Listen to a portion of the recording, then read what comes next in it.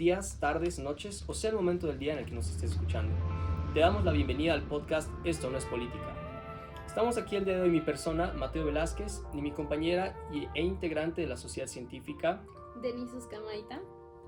Y ambos vamos a tocar un tema bastante interesante que probablemente despierta el interés de mucha gente. Bueno, Denise, como te comentaba, el día de hoy vamos a hablar acerca de una temática que ha caracterizado y ha afectado en todas las relaciones sociales de nuestro país. Hola Mateo, yo me encuentro muy bien, espero que tú también te encuentres muy bien. Y bueno, ¿con quién tenemos el honor de charlar sobre este tema tan interesante? Bueno, con nosotros se encuentra Fernando Molina, es periodista, también autor de diversos libros como El pensamiento boliviano sobre los recursos naturales, Racismo y poder, y su última obra acerca del racismo, Racismo en Bolivia. Como se sabe, Fernando es una persona bastante entendida acerca de esta temática. Estos últimos 2 años ha tenido varias columnas de opinión, ha escrito estos 2 libros, entonces realmente tiene la capacidad de poder explicarnos un poco acerca de esta temática. Sin duda alguna es un tema muy interesante que despertará las opiniones de muchos ciudadanos bolivianos. Bueno, Fernando, empezando acerca de esta temática, el racismo estructural en Bolivia como tal, como ya habíamos mencionado antes, has escrito 2 libros que han sido bastante discutidos en la opinión pública, ha generado un debate entre los intelectuales en Bolivia. Y bueno, a modo de introducción, no sé si es que nos podrías explicar cómo podemos entender el significado del racismo en un país cimentado sobre esquemas jerárquico-étnico-raciales. Bueno, el racismo es un tipo de violencia social, ¿no? Es una forma específica de violencia social en la cual se involucra a una persona y se la disminuye, se la desprecia, se la margina, se la discrimina, se la agrede sobre la base de su apariencia física, su fenotipo, como se dice técnicamente, su pigmento cutáneo, el color de su piel, y sobre todo sobre su cultura, ¿no? Sobre sus orígenes étnicos. Entonces es un tipo de violencia social que brota en las interrelaciones, en las interacciones sociales, cuando alguna persona o un grupo supone que tiene una condición de superioridad sobre otro grupo, sobre otra persona, y exhibe esa condición de superioridad despreciando, hiriendo, disminuyendo al otro, ¿no? Entonces tiene que juntarse un conjunto de elementos para que se pueda hablar de racismo, ¿no? ¿Por qué en Bolivia hay racismo? Porque somos una sociedad postcolonial.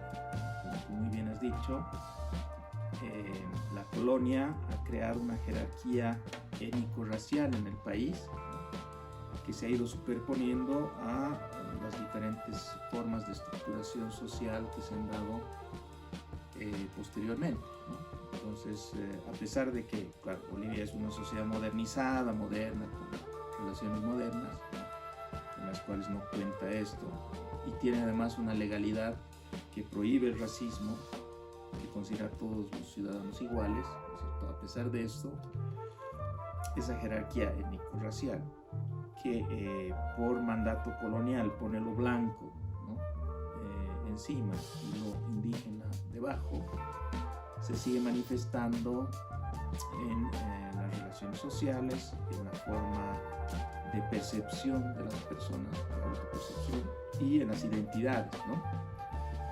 Lo cual da lugar a un mundo de roces, de intercambios violentos, de discursos que justamente constituyen esta violencia social de un tipo específico que llamamos racismo. Perfecto. Claro. Muchas gracias, Fernando. Sin duda, todas estas dinámicas coloniales o heredadas de la colonia son un elemento muy importante y han construido el pensamiento y el pensamiento general boliviano, ¿no? Bueno, en base a eso creo que hay muchas prácticas sociales que justamente muestran este pensamiento. En el libro Racismo y Poder, mencionabas que el hacer cola era una de esas muestras, ¿no? Había una alegoría muy interesante respecto a eso. Entonces, la siguiente pregunta va relacionada a cómo podemos entender el trasfondo detrás de estos ciertos actos cotidianos, cómo se representa el racismo en estos actos cotidianos. Claro, hay una constante interacción entre dos grandes grupos sociales, que son los descendientes blancos. Yo los llamo descendientes blancos para explicar que ha habido ya una transformación, no se trata de los mismos criollos que ocupaban el país en el siglo XV, ¿no? O el siglo XVI, ¿no? Pero al mismo tiempo mantienen como núcleo identitario, ¿no es cierto?, la herencia que llamamos blanquitud, que constituye un conjunto de atributos que son los que provienen de la biología, como ya he mencionado, la apariencia, el color de la piel, y también ciertos atributos culturales, como el hablar español, por ejemplo, como lengua materna, y la familiaridad con la cultura europea, ¿no? Entonces, los descendientes blancos son uno de los grandes grupos sociales. El otro gran grupo social son los descendientes indígenas, que también están mestizados, que también han sufrido una serie de mutaciones a lo largo del tiempo, pero cuyo núcleo identitario, ¿no?, está compuesto por determinadas características biológicas, ¿no es cierto?, y además por una familiaridad con las culturas originarias y el manejo de otros idiomas, como los dos principales que hay en Bolivia, que es el aymara y el quechua. Entonces, esos dos grupos sociales interactúan en lo cotidiano. Por ejemplo, hacen cola, ¿no? Como decías tú, hacemos cola todo el tiempo, hacemos trámites, nos vinculamos en la calle, ¿no? Una de las características de una sociedad racista como la boliviana está en que estos grupos tienen una vinculación sobre todo pública, no personal y de tipo íntimo, digamos, ¿no es cierto? Es decir, es muy difícil que un joven que ha salido del colegio alemán, por decirte algo, ¿no es cierto?, vaya a casarse o enamorar incluso con una chica que vive en el Alto, o inversa, ¿no?, una chica y un chico. No porque sean racistas necesariamente, sino porque la sociedad misma, al ser racista, ¿no es cierto?, impide que se crucen, que se encuentren en la socialización. Unos van a tener unos circuitos de socialización muy distintos que los otros, ¿no? Y esos circuitos van a estar estructurados justamente para proteger a quienes tienen este capital, este recurso, esta ventaja que es la blanquitud, de perderlo, ¿no es cierto?, con, por ejemplo, un matrimonio con un descendiente indígena, ¿no? Y también van a estar construidos, diseñados para que los descendientes indígenas, ¿no es cierto?, no ingresen en determinadas zonas y áreas de la vida social que no han sido tradicionalmente permitidas para ellos. Entonces, el hecho de que no haya relaciones íntimas de amor, de afecto, de amistad, de compadrazgo, igualitario, no asimétrico, porque sí hay compadrazgo asimétrico, pero no igualitario, entre descendientes indígenas y descendientes blancos, es ya una muestra de la sociedad racista. Ahora, además, tienes que en estos intercambios públicos, que son los que se producen, es decir, en el trabajo, en la calle, en el trámite, hay un comportamiento de todos, ¿no es cierto?, que es lo que detecto en mi libro, que no es un comportamiento de respeto de los derechos de los demás, ¿no es cierto?, que es más propio de las sociedades en las que estos problemas están más resueltos, ¿no? Porque la gente está acostumbrada a que los demás tengan derechos, ¿no? Derechos iguales, y entonces los debates, los roces, los problemas se dan en torno a los derechos, ¿no? Es decir, por ejemplo, en una cola, ¿no? En otras sociedades que tienen mejor resueltos estos problemas postcoloniales, el derecho de quienes están por delante, ¿no es cierto?, en una cola es mucho más respetado y mucho menos cuestionado, digamos, ¿no? Aunque claro, siempre puede haber alguna alteración, pero es mucho más rara. En cambio, en Bolivia lo que vemos es que lo que cuenta no es el derecho, sino la posición. Es decir, que el estar en la cola, por ejemplo, requiere una constante imposición, ¿no? Tú no debes descuidarte ni un segundo, porque si no alguien se te entra por delante, por ejemplo, ¿no es cierto? Tú no dejas que, si estás conduciendo, por ejemplo, y llegas a una encrucijada y al frente tuyo hay automóviles que te impiden pasar, ¿no es cierto? No paras, ¿no?, sino que sigues adelante, porque es muy importante mantener tu posición, ¿no?, la posición en la que estás. De ahí también que, por ejemplo, no sé si se han fijado cuando llaman al avión, ¿no? Si ustedes han viajado en avión, ¿no?, llaman al avión, por ejemplo, en el extranjero, el comportamiento de los pasajeros bolivianos es bastante peculiar, no están inmediatamente en una fila, ¿no?, antes de nada, ¿no? Y luego, aunque se les diga, se les pida que se sienten y esperen, ¿no? ¿Por qué la gente no puede esperar sentado? Porque teme que si no tiene la posición de estar cerca de la puerta, ¿no?, entonces su derecho no se va a ver respetado, ¿no? Esa condición general de la sociedad boliviana de miedo a perder la posición, ¿no?, tiene muchos orígenes históricos, pero uno de sus componentes es la falta de igualdad, ¿no? Lo que yo caracterizo en mi libro es que Bolivia tiene una igualdad bloqueada, aunque está en las leyes, ¿no?, que somos iguales ante la ley, que nadie puede discriminar a otra persona. Eso se bloquea, ¿no?, por este pasado colonial y por este racismo ancestral, ¿no? Y entonces, más bien al revés, como dice un autor peruano sobre el Perú, lo que permite que alguien sea en Bolivia no es el derecho que tiene, ¿no?, debería ser, sino es su capacidad para despreciar a los otros, ¿no?, para dejar a los otros detrás, en fin. Entonces, somos a partir de la desigualdad y no a partir de la igualdad, ¿no? Somos cuando nos desigualamos de los otros, ¿no?, y cuando, por lo tanto, somos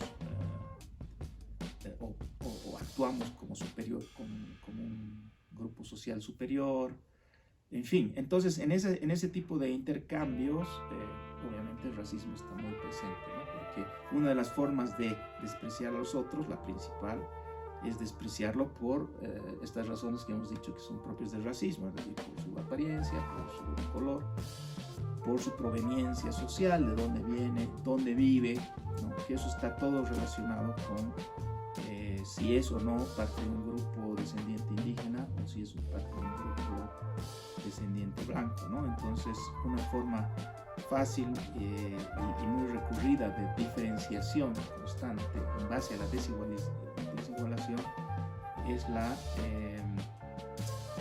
suposición, es la proyección de una identidad de superioridad, una identidad blanco descendiente que es, digamos, dominante, y que al proyectarse así, al hacerse espacio así, resulta siendo racista con los demás, ¿no? Bueno, Fernando, justamente con lo que nos estás comentando acerca de cómo podemos ver el racismo en la cotidianidad, cómo la gente, digamos, la sociedad boliviana tiene que negar al otro, ¿no?, para hacerse valer a sí mismo. Sin embargo, en el libro de Racismo y Poder también tocas un tema bastante interesante, que es que en el periodo electoral básicamente todos somos iguales, ¿no?, en el sufragio. Cuando vamos a votar, básicamente hacemos prevalecer nuestros derechos. Entonces, no sé si es que nos podrías hablar un poquito más acerca de ese momento que se da, bueno, cada 4 años, en el cual todos los bolivianos somos exactamente iguales. Cada 5. Cada 5. Claro, es la conclusión de este ensayo que estamos charlando, que parece que les ha interesado, ¿no?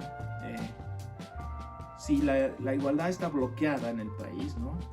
por el racismo, principalmente, aunque también hay otros factores, pero el racismo es el que evita que las garantías modernas, digamos, de la ciudadanía, ustedes estudian eso, ¿no? Las condiciones que presta el Estado y la sociedad y las leyes para que todos los bolivianos, en este caso, se consideren iguales, ¿no? Y puedan tener los mismos derechos y demás. Todo esto, si está bloqueado, ¿no es cierto?, genera pues un conjunto de traumas y de disfuncionalidades sociales, ¿no? Y esto lo podemos corregir de las encuestas que se han hecho al respecto en varios estudios, ¿no? Por ejemplo, un resultado bastante común de esas encuestas es que Bolivia es una sociedad con mucha desconfianza, ¿no?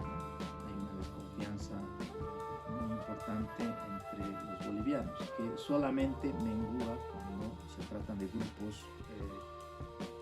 grupos donde no hay posibilidades de que se dé esta desigualdad, es decir, grupos familiares, grupos de allegados, ¿no? Ahí sí hay confianza, pero cuando se trata de confiar de alguien de fuera de la familia, o fuera del colegio, en fin, la gente es muy desconfiada en Bolivia según las encuestas y los estudios. Y eso, claro, es un resultado de esta situación de falta de igualdad, de bloqueo de igualdad y falta de confianza en los derechos. Además de la desconfianza, ¿no? Tenemos la constante tensión que existe, ¿no?, entre bolivianos, ¿no? La conflictividad es muy alta, ¿no? Los estudios sobre participación en conflictos sociales de los bolivianos muestran que la mayor parte de ellos tienen un alto involucramiento, ¿no?, en conflictos sociales. Luego también explica que no haya mucho espacio para iniciativas que no estén protegidas por organismos corporativos, ¿no?, como sindicatos, grupos, juntas vecinales, etc. El boliviano tiende a organizarse porque justamente desconfía, ¿no?, y porque está en conflicto, entonces necesita, ¿no?, un grupo de apoyo que permita ambas cosas, ¿no?,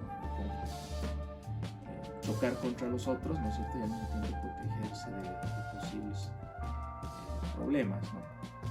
En fin, hay un conjunto de problemas, de carencias, traumas en la sociedad, ¿no? Yo digo que es una sociedad rota porque es una sociedad en la cual una parte no puede relacionarse de manera horizontal con la otra parte, ¿no? Entonces se producen muchas deformaciones de todo tipo, ¿no?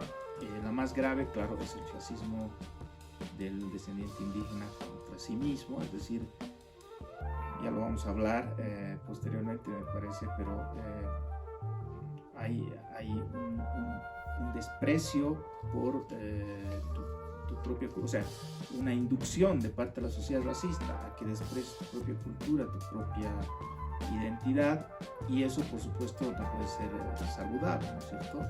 Y en suma se produce la falta de autoestima nacional, que seguramente ustedes deben haber conversado, porque está muy evidente, está muy temprano, uno se da cuenta de que los bolivianos tenemos, digamos que una visión de nosotros mismos bastante negativa, ¿no es cierto? No ganamos en nada, no servimos para nada, hemos perdido todas las guerras, no sé qué. Eso también claro, se retroalimenta con los discursos, pero ahorita yo no estoy hablando de discursos, sino de relaciones sociales, ¿no?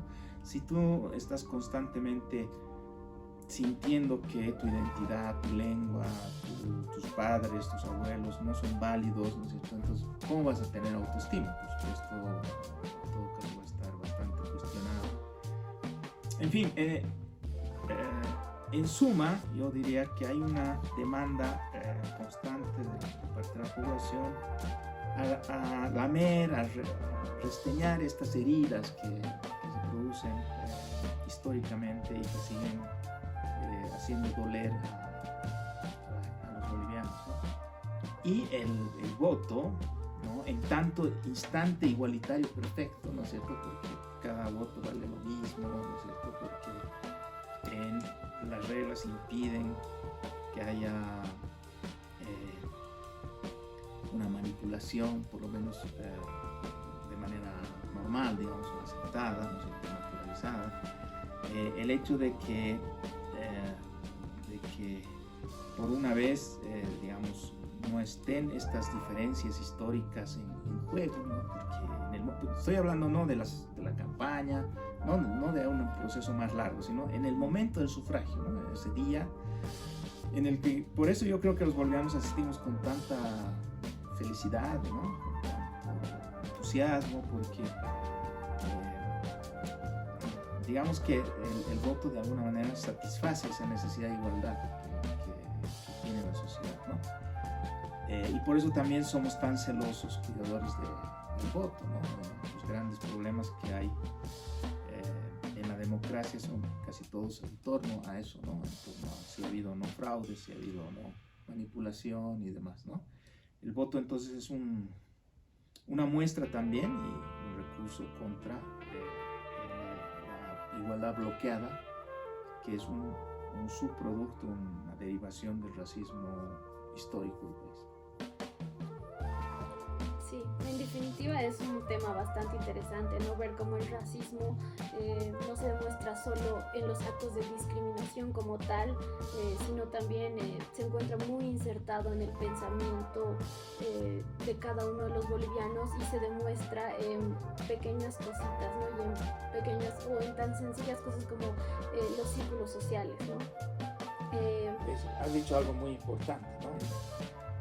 No solamente tiene que haber un acto que además la mayor parte de la gente ya rechaza, ¿no es cierto?, de discriminación agresiva, ¿no?, explícita, ¿no?, para que haya racismo, ¿no? Porque, por ejemplo, un comportamiento que es inconsciente, estamos hablando de relaciones sociales, cuando hablamos de relaciones sociales hablamos generalmente de procesos inconscientes, no es algo que tú hagas porque has pensado hacerlo, sino que estás condicionada por el entorno, por tus hábitos, ¿no? Por tu costumbre hacerlo, ¿no? Entonces, te pongo un ejemplo muy gráfico, que es la invisibilización de los indígenas, que es una forma,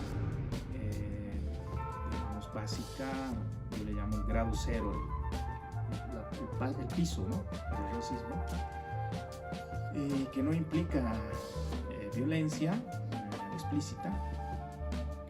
¿En qué consiste la invisibilización? En que los descendientes indígenas no aparecen en el radar, ¿no?, de los que no lo son en las interacciones sociales. Por ejemplo, cuando están prestando servicio, ¿no? Eso puede ocurrir, por ejemplo, dentro del hogar, cuando una mujer indígena que cumple las labores de trabajadora del hogar, ¿no es cierto?, está ahí presente en el hogar y no se la ve, ¿no? Entonces, incluso uno puede decir cosas o actuar de una manera que no sería conveniente para una tercera persona fuera de la familia, ¿no es cierto? O en el restaurante, cuando no se ve a los meseros, ¿no? O cuando uno llega en su auto y no ves a la gente que ayuda a estacionar o que cuida los autos, no los ves, ¿no? Simplemente son invisibles, ¿no? Esta forma de racismo, por ejemplo, por supuesto es imposible de considerar como un acto de discriminación, ¿no? Pero está ahí presente, y no solamente se da en niveles como los que he expresado, que son cotidianos, sino también se da en el terreno público, ¿no? Cuando se ignora, se invisibiliza las voces indígenas, cuando están diciendo algo, ¿no es cierto?, pero no se las toma en cuenta, porque hay un condicionamiento histórico, social, que te impide tomar lo indígena como algo válido, ¿no es cierto? Como algo importante, porque estás acostumbrado a verlo como algo que bueno, está desprovisto, ¿no? de importancia social, ¿no? Porque está relacionado con la pobreza, porque está relacionado con estas ideas que tenían en la colonia, de que lo civilizado, lo moderno, etcétera, era lo blanco, y lo indígena no, era más bien el atraso, el desorden, en fin. Entonces, todo eso sumado se termina en la invisibilización y, curiosamente, es la primera reacción racista de parte de los españoles cuando llegaron. Con esto les voy a terminar porque ya los veo que estoy hablando demasiado en esta pregunta. Colón, cuando llega a las Antillas, ¿no es cierto?, ve a los indios antillanos, bueno, todavía no eran indios antillanos, eran antillanos, que él los llama indios, ¿no?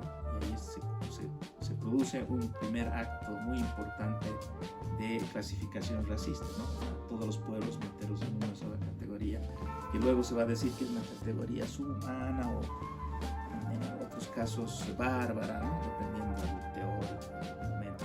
Bueno, pero Colón los ve y les empieza a hablar en su propio idioma, en los varios idiomas que conocía, porque él hablaba portugués, hablaba italiano, ¿no?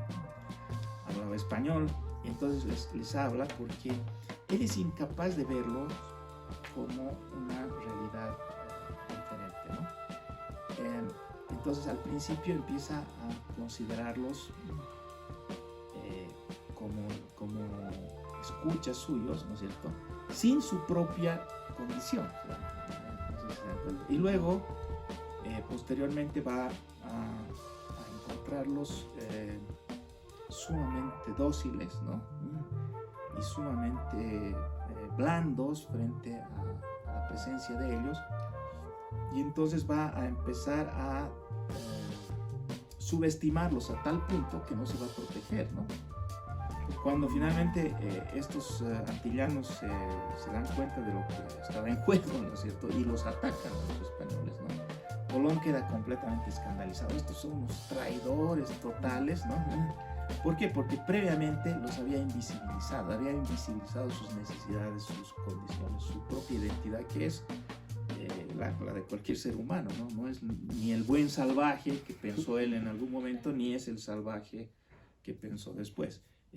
Sino que fue incapaz de verlos como seres humanos. Eso empieza la colonia, bueno, no la colonia, la conquista en realidad, empieza la conquista y se sigue reproduciendo hoy cuando invisibilizamos a los indígenas.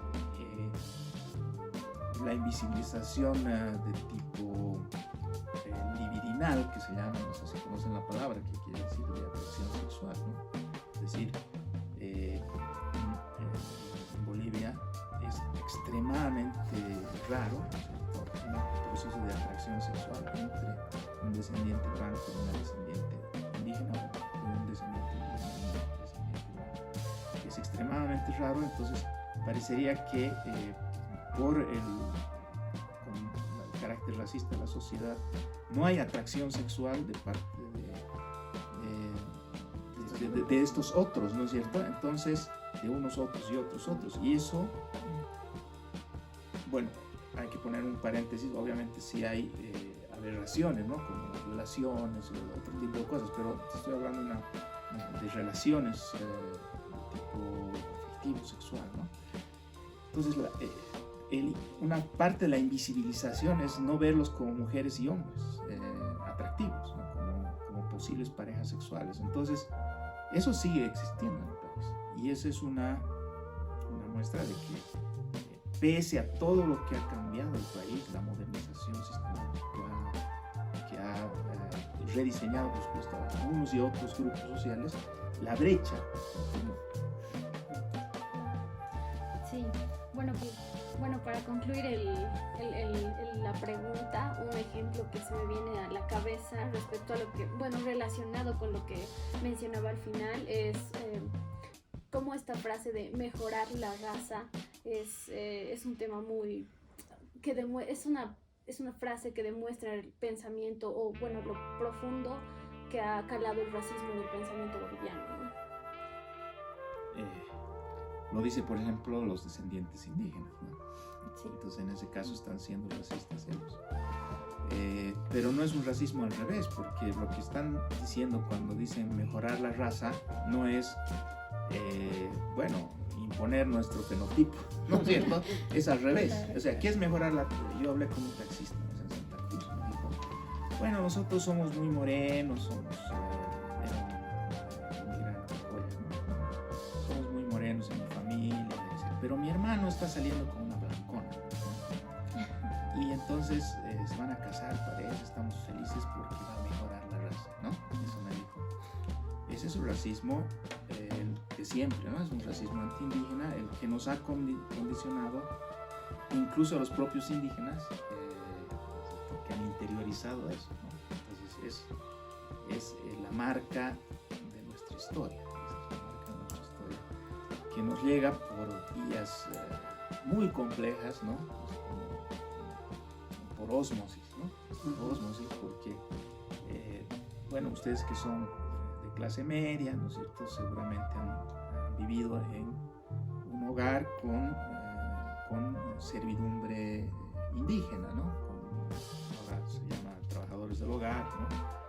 Pero que cumplen funciones de apoyo, de servicio, ¿no? Dentro del hogar. Y ese solo hecho, ¿no es cierto?, ya te determina una visión del mundo, por supuesto, ¿no es cierto? El hecho de que haya una empleada en tu casa que sea indígena, ¿no? Que es la que hace el trabajo desagradable, lo que tú te resistes a hacer, lo que nadie más tiene tiempo para hacer, etcétera, etcétera. Entonces ya te va a demostrar, o te va a hacer ver el mundo de una forma. O, para no hablar de los descendientes blancos, sino de los descendientes indígenas, si tú eres descendiente indígena y tienes que abandonar el aymara, porque de lo contrario tienes menos posibilidades de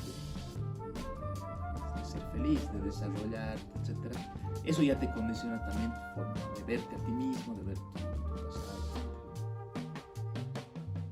Perfecto, Fernando, como habrán estado escuchando, la temática del racismo es bastante amplia, se puede ver en todos los aspectos sociales, en todas las relaciones sociales que tenemos, y no es algo reciente, ¿no? Evidentemente. Entonces vamos a seguir continuando hablando con Fernando de esto, pero primero nos vamos a dar una pequeña pausa. Mencionar que con la Sociedad Científica de Ciencias Políticas tenemos el proyecto de las chasquipostas. Todos los días vamos publicando en nuestras redes sociales pequeños textos que hablan sobre diferentes temáticas relacionadas con la ciencia política. Les invitamos a revisarlo en nuestro Facebook e Instagram, todos los martes y jueves.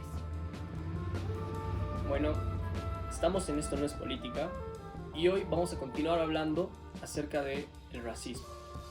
Es un tema que despierta el interés de muchas personas, también genera mucha controversia, porque en la sociedad boliviana generalmente no se debate a nivel académico este tipo de cosas, y si es que se lo hace genera mucha controversia.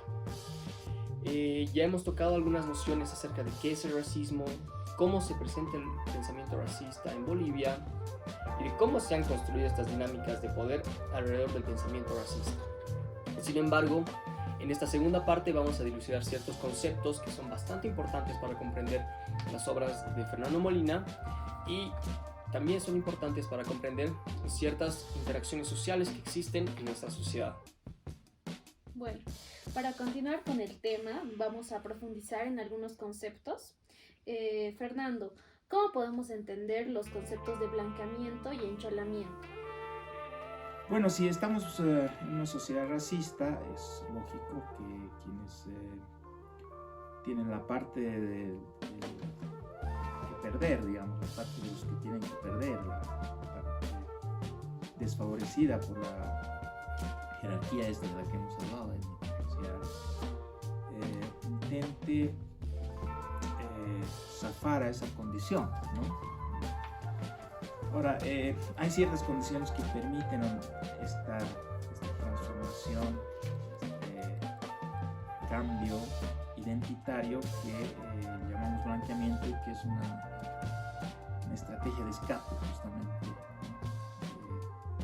racismo. Esas condiciones tienen que ver con el tipo de sociedad que somos, ¿no? Con el tipo de sociedad que desde la colonia se va formando en nuestro territorio, en toda América Latina. Una sociedad que, si bien va a mantener esta brecha, ¿no es cierto?, al mismo tiempo no va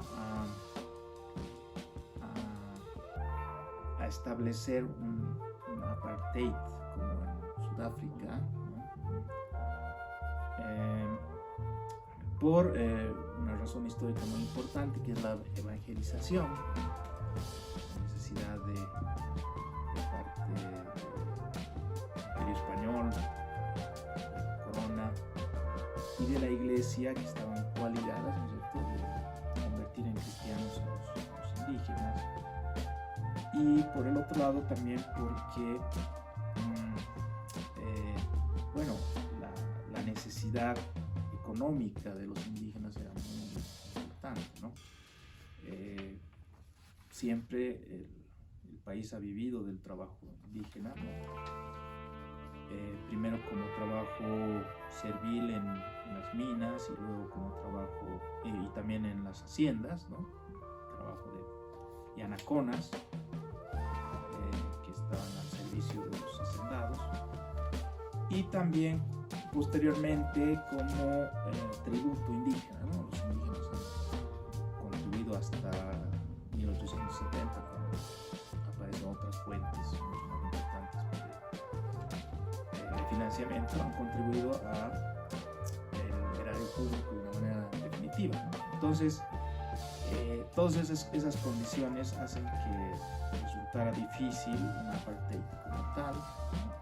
Aunque, claro, por ejemplo, Toledo hacía una distinción entre poblaciones indígenas y poblaciones españolas, y en general en la colonia había órdenes de no propiciar la mezcla, ¿no?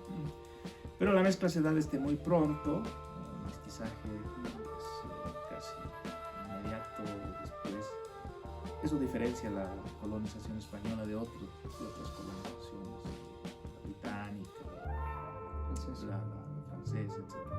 Entonces ese proceso de mestizaje bueno, hace que las identidades étnico-raciales en el país puedan mutar, ¿no?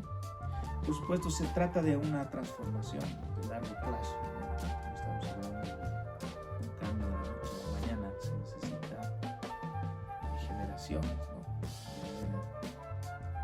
Pero es posible, es una mutación posible, pero vamos a ver con qué características, ¿no? Entonces, si es posible, estamos diciendo que las identidades étnico-raciales no son esenciales. Esenciales quiere decir dadas de una vez para siempre, ¿no? Sino que hay transformaciones posibles que son buscadas por los propios protagonistas y que también alimentan el racismo, porque generan cambios que no siempre son bien recibidos. A ver, ¿a qué me refiero?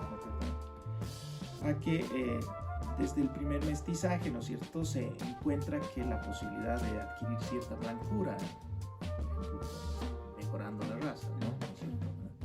Es decir, teniendo un cruce, una relación que da como resultado un mestizo, ¿no es cierto?, entre un indígena y un español. Entonces, desde ese primer momento se da cuenta la sociedad, se da el proceso de que esa incorporación de blanquitud, ¿no es cierto?, que también se puede dar por vías culturales, ¿no? No solamente biológicas, pero generalmente son combinadas, ¿no es cierto? Hay mestizaje y al mismo tiempo aprendizaje del español, aprendizaje de las técnicas europeas, ¿no? Olvido de las lenguas previas. Entonces, se da un proceso que es ya ancestral, ¿no es cierto?, de mestización y al mismo tiempo de blanqueamiento. Es decir, el mestizaje en Bolivia nunca ha tenido otro propósito que el ascenso social por medio de la adquisición de más blanquitud, ¿no? Nunca ha sido un mestizaje de otro tipo, ¿no? Un mestizaje desde lo indígena hacia lo blanco para tratar de ascender y para tener una identidad más prestigiosa que el mestizo respecto a la identidad india, ¿no? Ese es el blanqueamiento, ¿no? El blanqueamiento que se ha dado de una manera tan extensiva, ¿no? A lo largo de toda la escala, que ahora no podemos hablar pues de dos polos, ¿no? Aunque yo bueno, he hecho una explicación didáctica, ¿no? Entre descendientes indígenas y descendientes blancos. Hay una frontera evidente, ¿no es cierto?, que a todos nos consta, ¿no? Se producen además los mayores intercambios racistas. Es una frontera que cuesta mucho más traspasar, ¿no? Pero dentro de esos dos grandes bloques, ¿no es cierto?, hay una policromía, pues, ¿no? O sea, desde el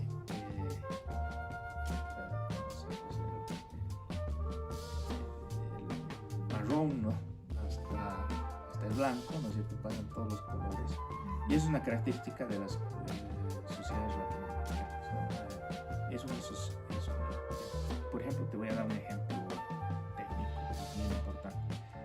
Se hace una encuesta en Latino Barómetro a las personas, incluyendo a las bolivianas, que se autoidentifican como blancas, mestizas o indígenas, ¿ya? Y se les pregunta eso, ¿no? ¿Cómo te identificas? Entonces uno se identifica como blanco, ¿ya? Pero el encuestador tiene un pantone aquí, ¿no? Es decir, un catálogo de colores, ¿no? Y él califica el color de tu piel, del que estás respondiendo, ¿no? Y vas a encontrar que es muy interesante, ¿no?, que quienes se identifican como blancos, ¿no?, pueden ser desde rosados, ¿no?, como los pone, hasta café clarito, ¿no? Y los que se identifican como mestizos, ¿no es cierto?, hay algunos que son café claritos, hay un poco más marrones, en fin. Entonces tú ves que no es en realidad una autodefinición que corresponda perfectamente con una realidad objetiva, biológica, ¿no? Es una relación social, es decir, si tú eres descendiente blanco o descendiente indígena, depende cómo te relacionas, qué tipo de colegio tienes, dónde van tus hijos, cuánta plata tienes, qué tipo de socialización, en fin. Entonces, eso hace que las identidades sean fluidas, pero ojo, ¿no? Porque de ahí también se puede sacar la conclusión, como sacan algunos teóricos del negacionismo, del racismo, dicen, no, es cuestión de escoger, ¿no? O sea, la identidad es muy fluida y uno puede escoger ser lo que quiere, ¿no es cierto? Además, finalmente todos somos mestizos, entonces nos metemos en esa bolsa, ¿no? Y entonces ya no hay racismo porque en realidad las identidades dependen de cada uno, ¿no? No es así, porque claro, hay evidentemente posibilidades de transformación, pero hay elementos objetivos que, por ejemplo, bueno, si yo nazco y mi lengua materna es el aymara, en este país soy indio, ¿no? Y eso no va a cambiar, ¿no es cierto? Aunque yo ya no hable aymara, no va a cambiar, ¿no? Entonces yo tampoco puedo elegir así libremente, decir, bueno, yo soy descendiente blanco, porque no voy a ser reconocido. Justamente el problema del mestizaje, que parecería una solución genial, ¿no? Decimos todos somos iguales y listo, está en que no se reconoce en la realidad, ¿no? Es decir, la mayoría de los bolivianos aspiran o se autoidentifican, no es que aspiran, se autoidentifican como mestizos, ¿no? La mayoría.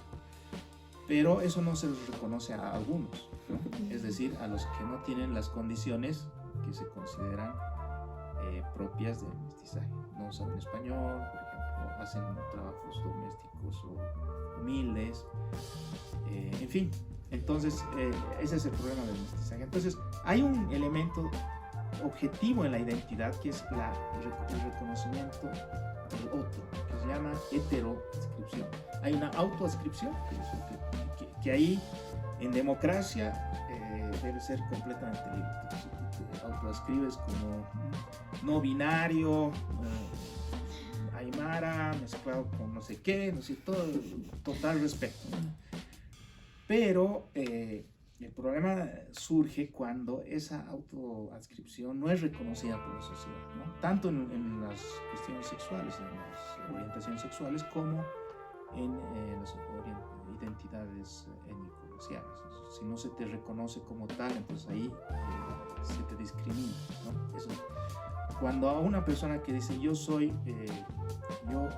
era Fernando, ahora soy Fernanda, me tienes que decir Fernanda, yo he visto eso en televisión, y alguien se presenta y te dice, no, tú eres Fernando, porque tú eres hombre y Dios te ha hecho hombre, entonces me está discriminando. ¿Se dan cuenta? Es una autoidentificación que no está siendo reconocida y eso es violencia, ¿no?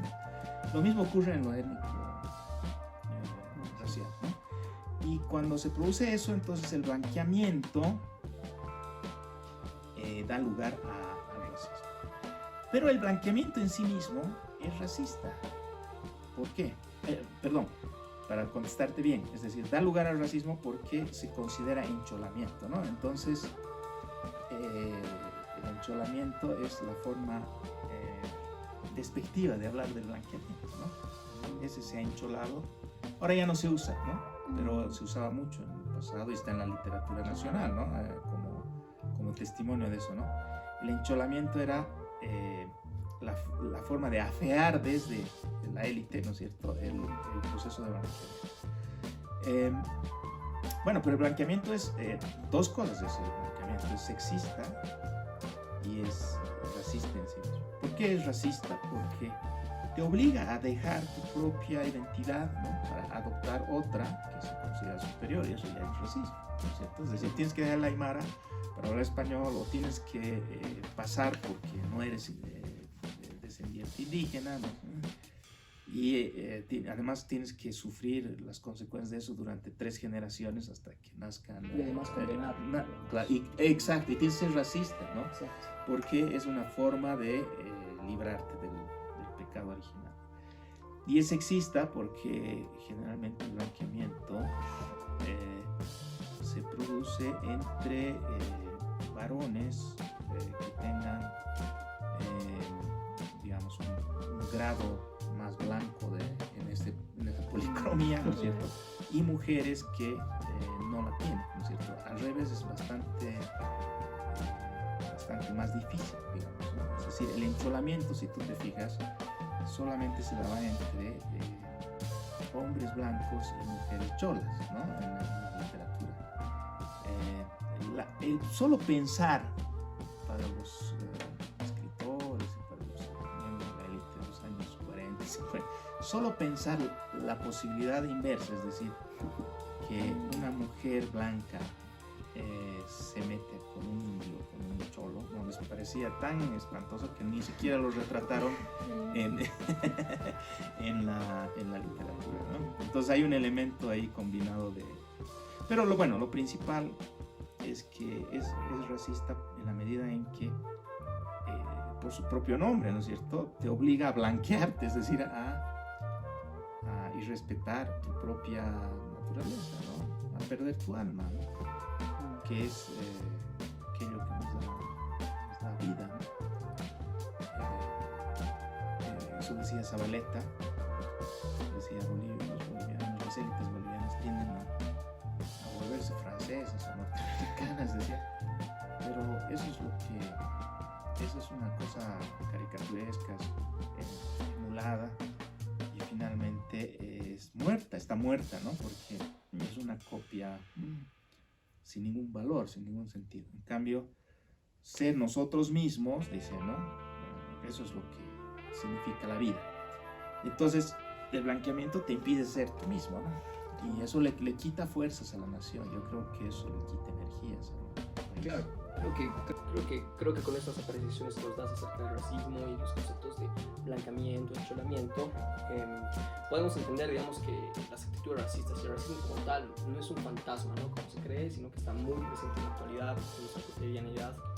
Y bueno, creo que algo bastante interesante por el lado que podemos ir ahora es, por ejemplo, nuestras generaciones que han vivido bajo un régimen, básicamente, y un periodo muy corto de otro presidente. Existe la noción de que en realidad no existe racismo, ¿no? Como hemos tenido un presidente indígena, ¿no? ¿Cómo va a ser racista? O sea, ¿cómo vamos a ser racistas nosotros? Todos somos iguales. Esta noción que mencionabas igual del mestizaje como tal. Pero creo que esto se ha podido, o sea, el racismo como tal se ha podido plasmar perfectamente y lo hemos podido palpar todos en 2019. Creo que es un primer encuentro para nosotros, digamos, como generación un conflicto social que realmente polariza el país, ¿no? Y genera estas dos identidades dicotómicas, ¿no? Lo bárbaro, lo indio, y lo civilizado, esto de la democracia, etcétera, ¿no? Pero creo que ahora nos podemos ir entonces hacia un concepto, bueno, hacia el racismo como tal, que estamos hablando de esto, pero como te mencionaba, en mi generación, digamos, es bastante común, o sea, hasta los 25 o 30 años tal vez, es bastante común esto de que se cree que no existe, o bueno, que existe en realidad el racismo a la inversa. No sé si es que nos puedes hablar un poquito más acerca de esto, o sea, si es que existe realmente, por qué existe, o si es que no existe, o por qué no existe. Porque creo que es algo bastante importante que, digamos, todos podamos hablar de esto, ¿no? Sin ningún tipo de temor, y para también esclarecer este tipo de conceptos. Has planteado los puntos claves. Uno de ellos es que, evidentemente, en el campo político, ¿no?, ha habido una modificación de la correlación de fuerzas históricas étnico-sociales. Eso es real. Y yo creo que es el gran regalo de la democracia, ¿no? Una democracia que ya tiene 40 años, que al tener continuidad ha permitido cambios muy importantes como este, ¿no? Un cambio que era necesario para tratar de contrapesar poco a poco, ¿no es cierto?, por lo menos en esa área,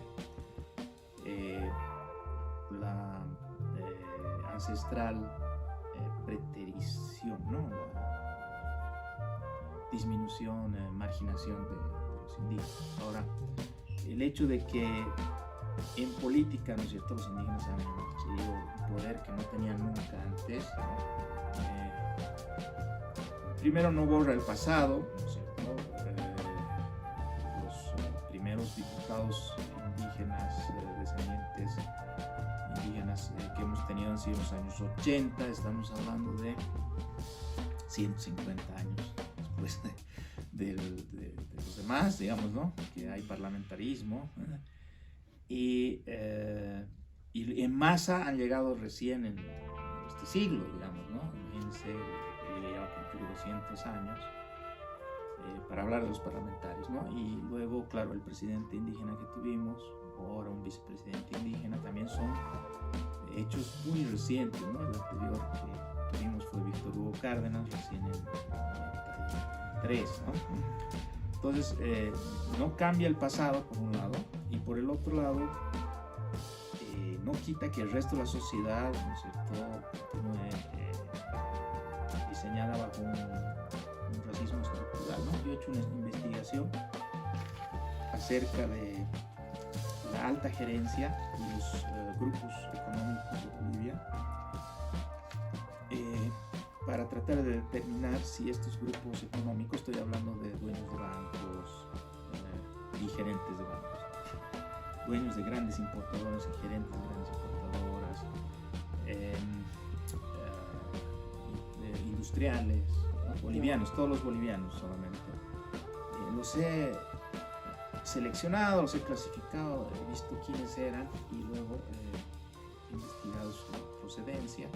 Y el 100% de ellos, que son la élite económica del país, el 100%, ¿no?, son descendientes blancos. Es decir, no hay un indígena, por decirlo de otra forma, ¿no?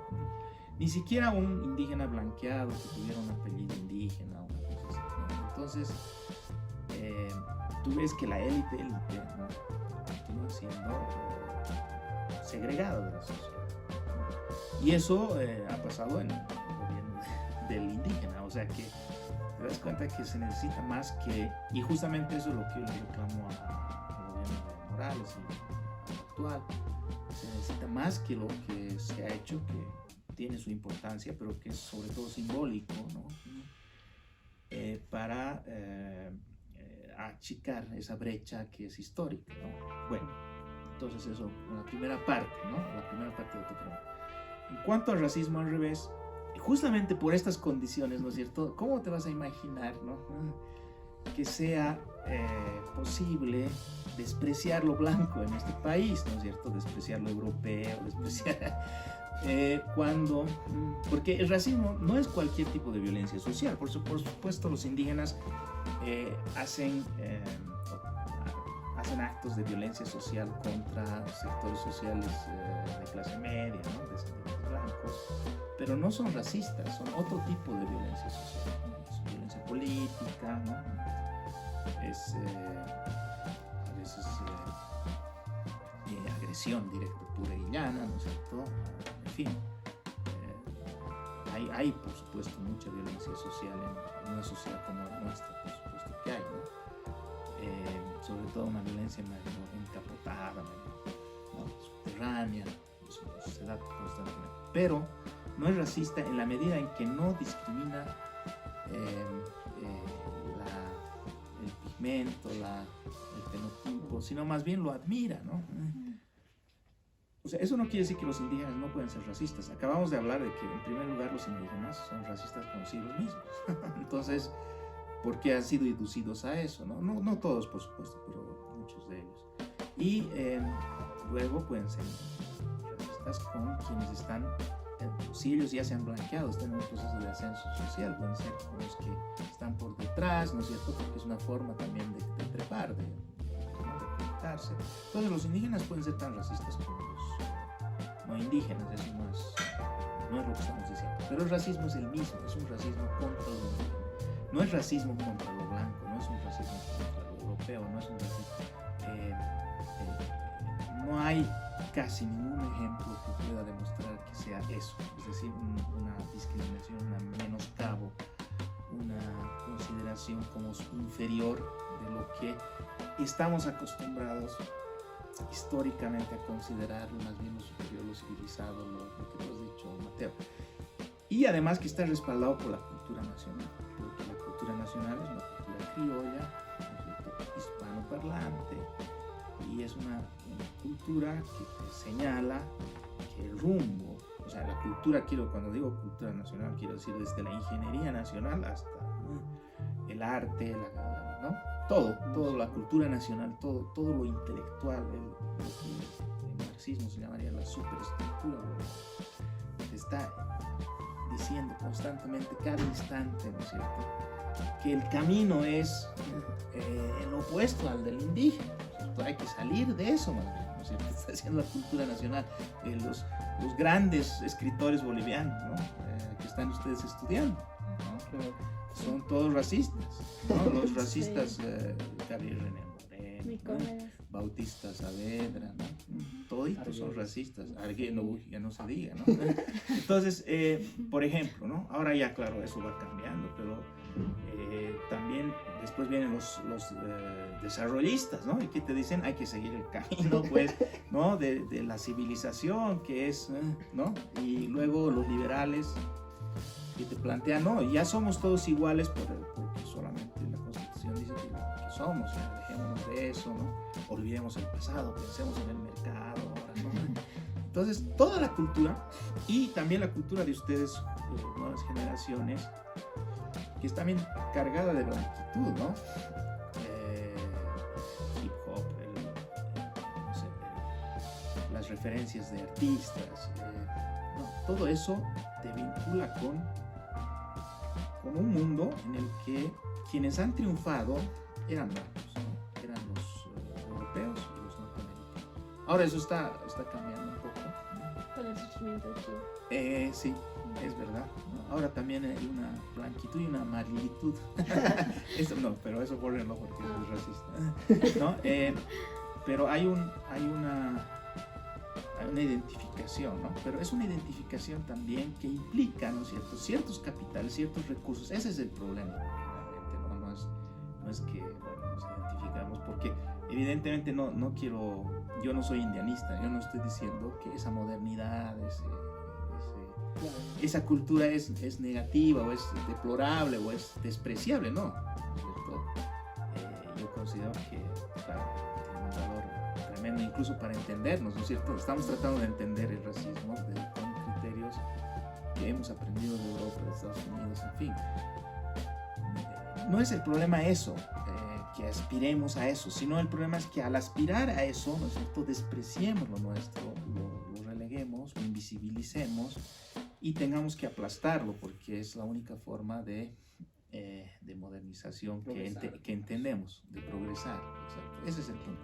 Entonces tendríamos que tener la capacidad como país para aprovechar eso que está en el mundo, para estar en el mundo finalmente. No sé si vamos a ser capaces de ser protagonistas del mundo, ¿no? Pero sí, para estar en el mundo tenemos que seguir en el mundo, sin que eso implique una injusticia tremenda con quienes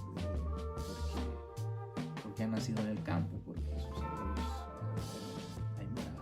quechua-parlantes, etcétera, ¿no? No tienen las mismas condiciones para vincularse con ese mundo, ¿no?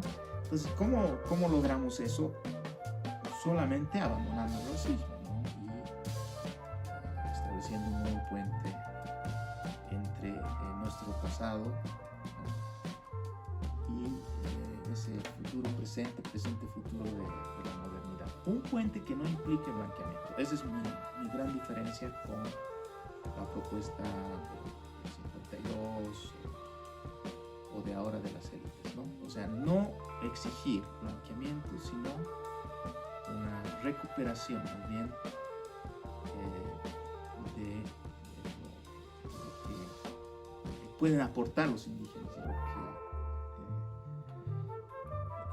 Y además, al mismo tiempo, que resarces, ¿no?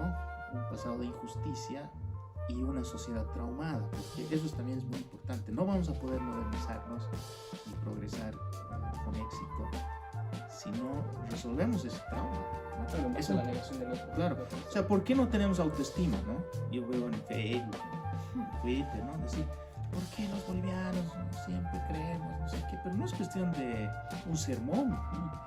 No tenemos autoestima porque hay racismo en Bolivia, por eso no tenemos. Entonces, mientras no superemos el racismo, los bolivianos no vamos a ser competitivos ni progresistas realmente, ¿no?